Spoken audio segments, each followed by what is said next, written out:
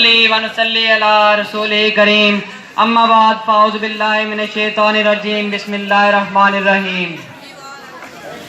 हजारों साल नरगिस अपनी बेनूरी पे रोती है, हजारों साल नरगिस अपनी बेनूरी पे रोती है, बड़ी मुश्किल से होता है चमन में दीदावर पैदा।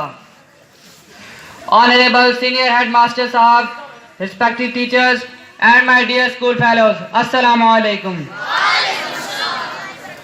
I am not an orator, but my respected teachers asked me to deliver a speech here on the occasion of 9th November about the mighty personality of the poet of East, Dr. Allama Muhammad Iqbal. Dear sir, no doubt, let me say it is an era of Iqbal. Iqbal is not only the poet of East, but also the poet of the whole planet.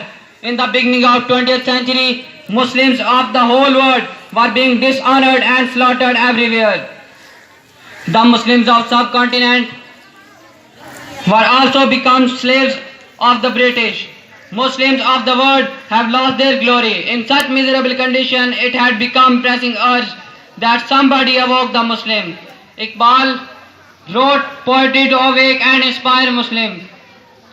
He asked them to work hard and gain their glory again. He asked the Muslim be united. एक हूँ मुस्लिम हरम की पासबानी के लिए, एक हूँ मुस्लिम हरम की पासबानी के लिए, नील के साहिल से ताबहाक का शहर.